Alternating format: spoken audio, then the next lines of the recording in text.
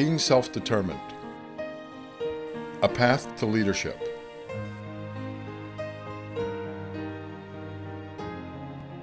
I am Sam Durbin, Chair of the Department of Developmental Services, Consumer Advisory Committee.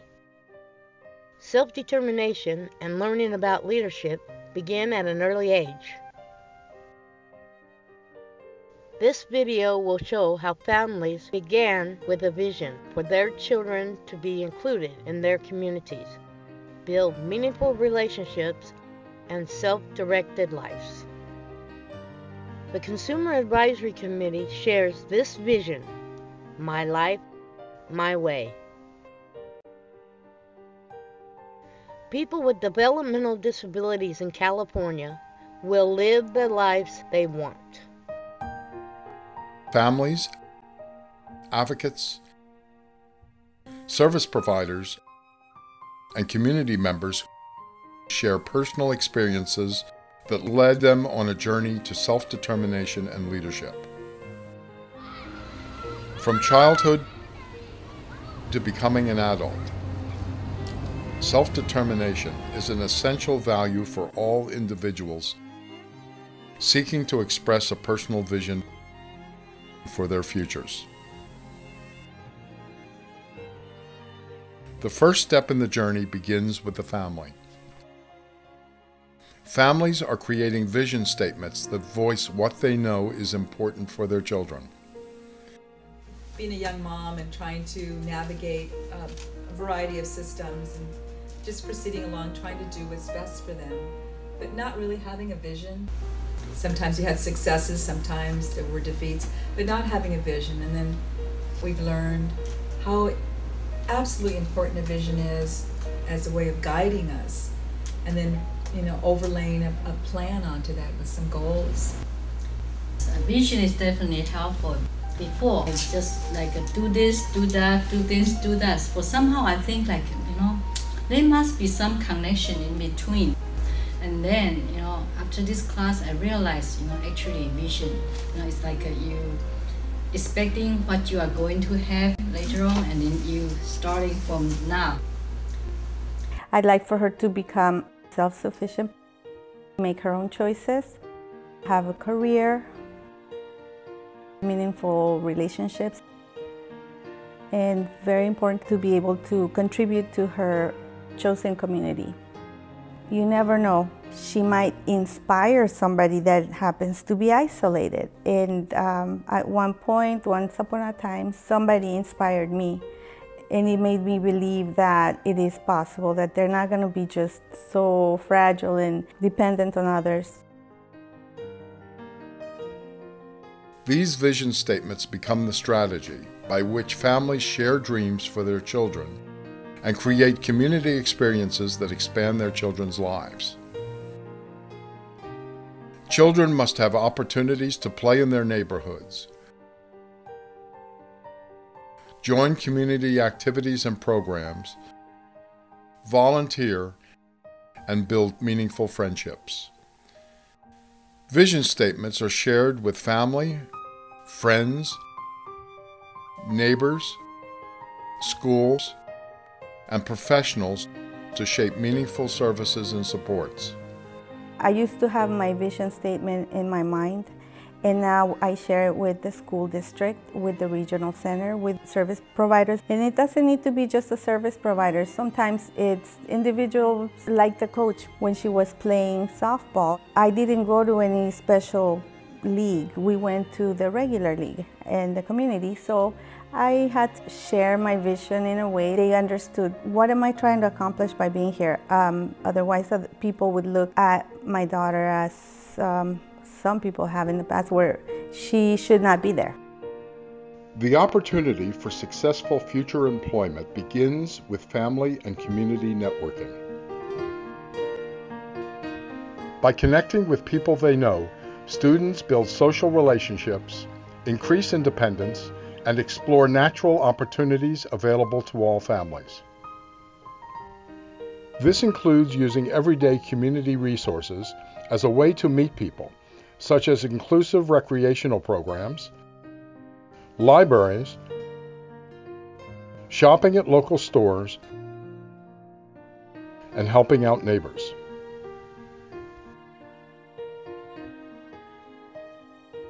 The journey to future employment is successful when the community embraces young people and their interests. The vision statement begins with a value. What is important to you and your family? Is inspirational and has no time limit.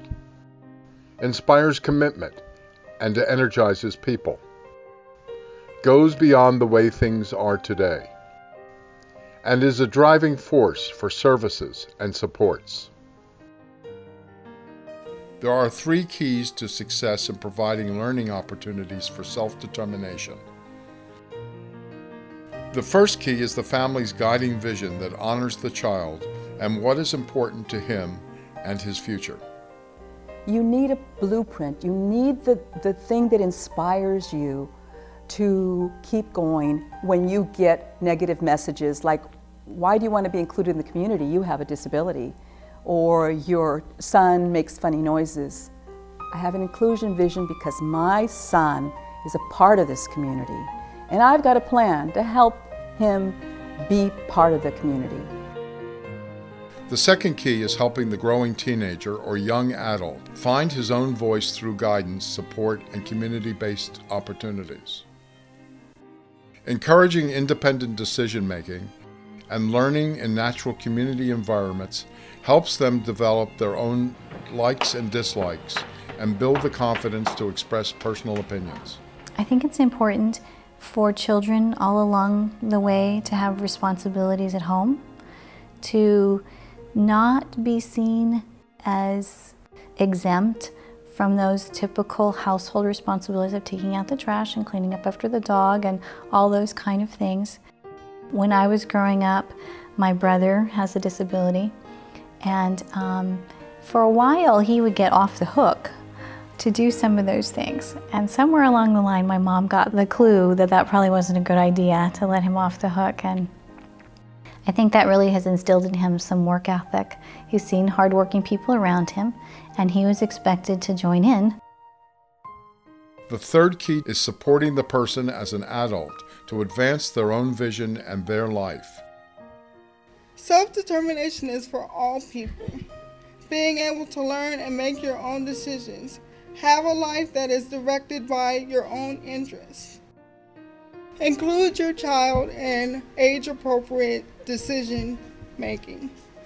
Make goals that you know that they can achieve with time. Allow them to be independent. Allow them to make choices so you can learn their dislikes and their likes. And then I want to tell you that you need to spend as much time with your child as you possibly can. Look at it as an investment that's worth having. Because when you see the finished product, even when we make choices that you might not agree with, when you see the finished product, you can feel secure that without you being around, my child is okay. My child is okay. Family and community inclusion. The definition to help people understand what the word inclusion is, because I still don't think that I have it all, and maybe other people here too would like to know what that word means.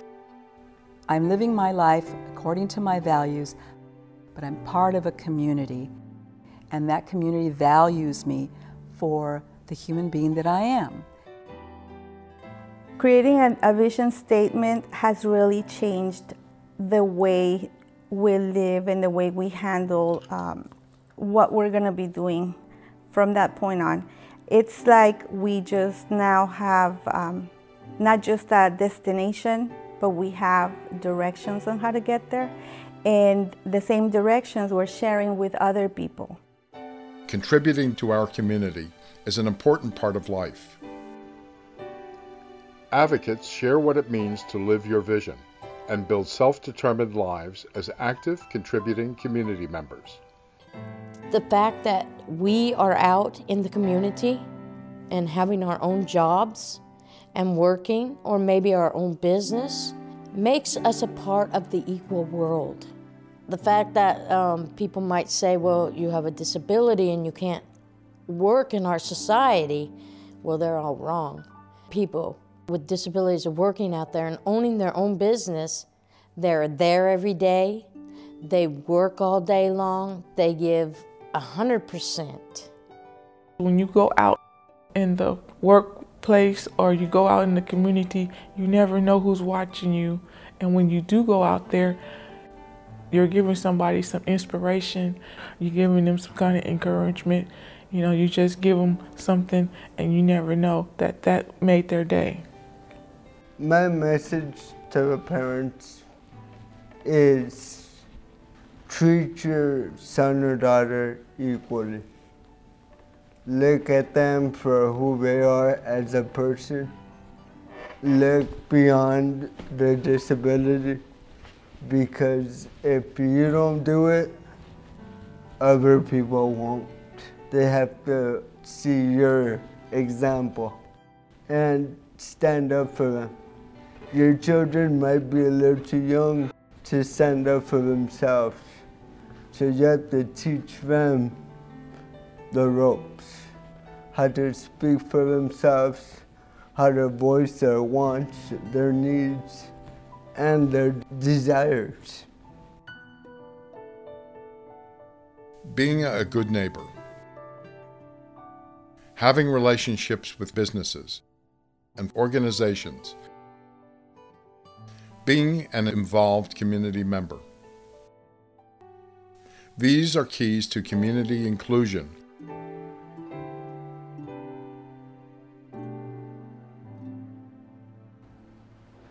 As a leader, I would recommend to everyone, never give up. Keep fighting for what you want to do in life and get support. Surround yourself with people that are doing what you want to do, which is be successful. Transition and employment. Participating in the community and building relationships have helped many people transition from childhood and school to adulthood opportunities, including finding a job.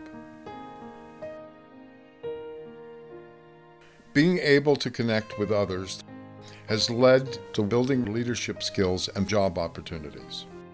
By you talking to them and them talking to you, you find out what their interests are, and then they find out what your interests are, and then you might have the similar interests, and then you strike up a conversation, and then you say, oh yeah, I have that similar interest. And then you might be able to help them out, and they might be able to help you out, and you exchange numbers. Tommy, I think, is a great example because he went out and volunteered for the elderly. He didn't want to work with children. He wanted to work with the elderly and help them. And that was his choice that he wanted to do. And I think that's important for people to make the choice and not have somebody else make it for them.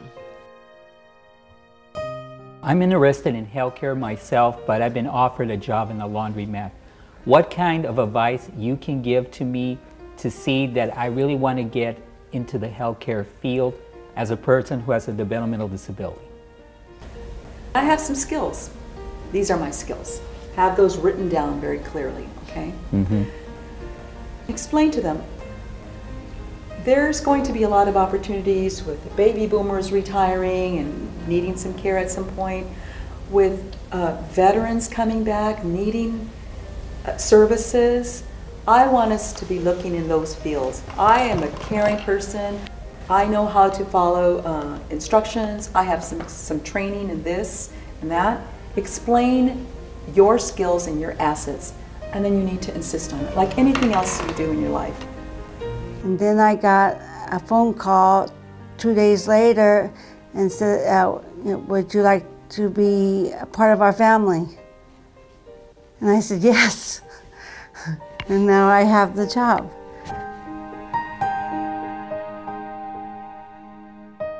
what it would have been like to learn self-advocacy at school and at home. If I had self-advocacy, I could have told my teachers I didn't get any encouragement, because I think it's very important that people realize you have the right to pursue anything that you want to pursue. I'm a teacher's aide at Barnes Park Daycare. I got it from volunteering at the library and at the swimming pool nearby. Here are some good tips to remember. Start your own small business while in school, like car washing, handiwork, chores, babysitting. Volunteer at a library, animal shelter, place of worship, or other places in your community. Find a hobby you enjoy. It could lead to your own business or a job later on. Learn how to talk about the skills you have and what is important to you. Look for opportunities to meet, learn from, and give to others in your community. Get involved now.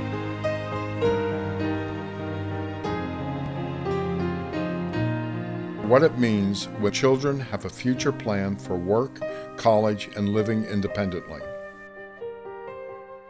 When you have a strong vision of inclusion in your community, when you start to put the nuts and bolts of your transition plan together, you already know you want to have employment, that you get a decent wage, that it's a job that you find fulfilling.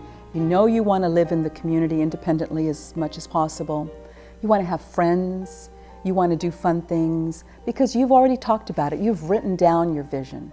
So when you are in a format where a service coordinator or a teacher or a school administrator starts talking to you about planning for transition, you don't have to stop and think about it. What is it that I want?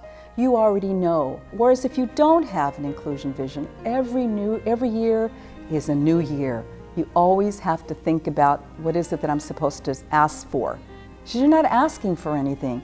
You're pretty much telling them, this is my vision for inclusion, and let me tell you how we're all going to work together to make it work, make it fly.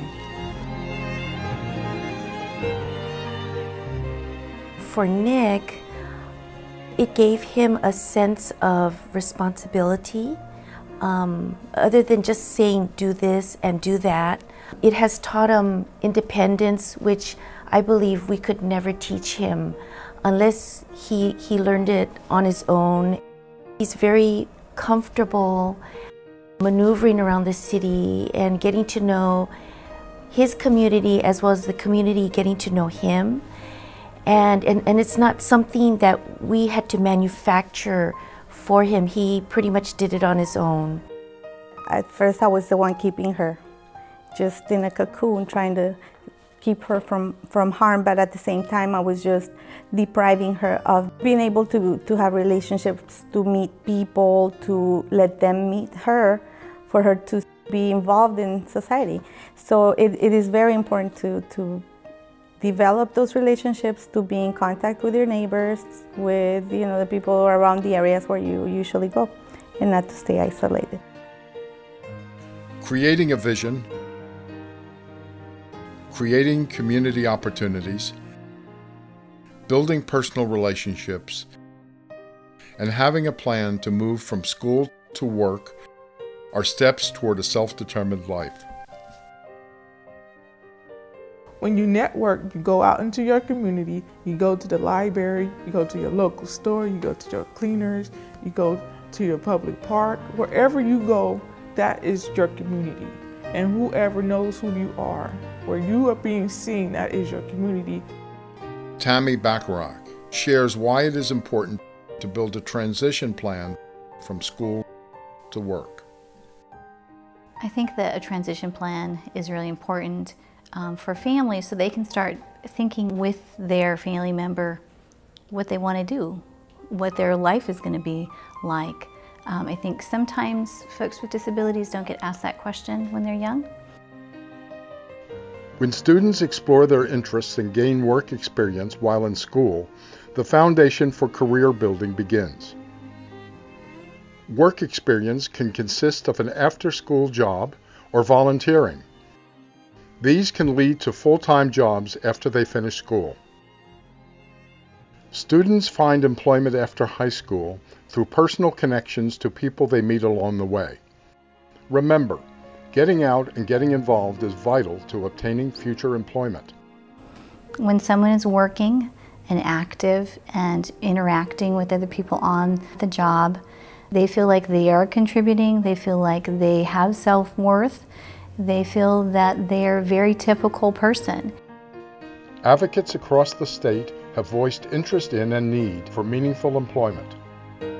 As young people transition from high school to work, having a job allows them to earn money to buy things they want, be taxpayers, and feel respected by giving back to their communities, living their lives their way.